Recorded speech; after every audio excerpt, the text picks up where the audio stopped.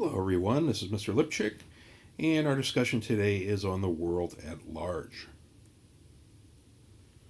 We'll begin our discussion with a mention of population.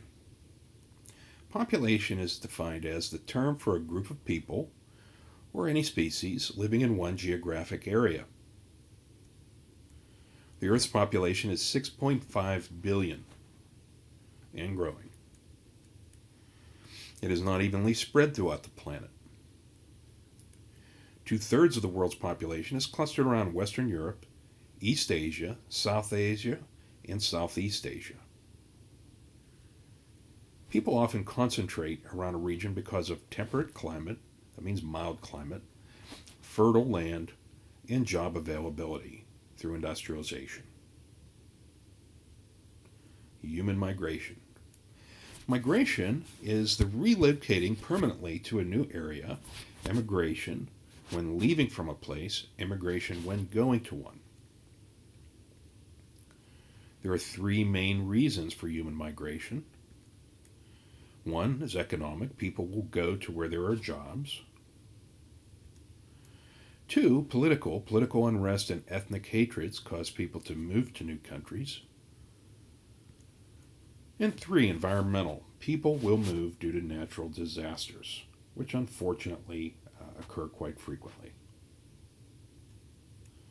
A refugee is defined as a person driven from his or her region because of political unrest or natural disaster. Examples of human migration to the United States include Hurricane Katrina. People left New Orleans in large numbers and settled elsewhere when the disaster of Hurricane Katrina flooded the city and caused many deaths, widespread homelessness.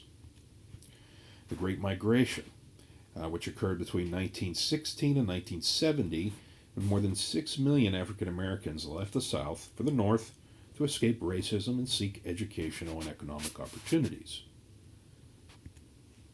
The Harlem Renaissance was when large numbers of African Americans settled in Harlem, people who were a part of the Great Migration, and started an artistic and literary movement, which was known as the Harlem Renaissance, which affected the entire nation's culture. This is where jazz music became popularized, and a lot of great books were written, and this had a major impact on our collective culture as a people.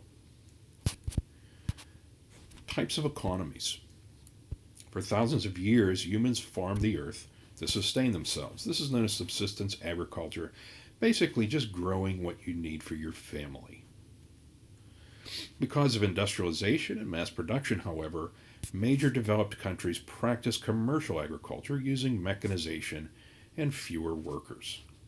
Basically, they grow more crops with fewer people. Industrial economies have given way to service economies, as even industrial jobs are now becoming mechanized through things such as robotics. National boundaries. A country is defined as a geographic area that is established as its own political entity with its own government and a population, a sovereign or self-governing state. Okay. Countries are separated by international borders and boundaries. And the boundaries are not just lines on the map, but pass from the Earth's surface to the atmosphere. It is often referred to as airspace. You are not allowed to fly over a country because that is within their boundaries. You are in their airspace. Okay. Establishing boundaries involves 4 steps. Okay. First, the states define the boundary in a descriptive legal document. Second, cartographers or map makers draw boundaries to delimit them. Third, boundaries are demarcated if requested by other nations by physical markers such as fences, signs, and so forth.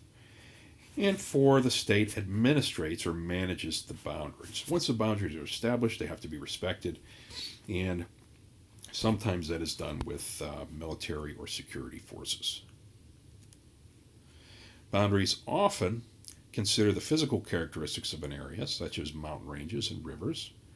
Natural boundaries consists of the physical characteristics of an area that coincide with national boundaries. Um, Physical features can change, however, over time. Mountains can erode, rivers can shift. So, in such cases, countries rely on physical political boundaries, which are agreed upon features in the physical landscape, such as mountain ridges, the center of a river, and so forth. That concludes our discussion of the world at large. Thank you for attending, and I look forward to seeing you in the live lesson. Have a great day.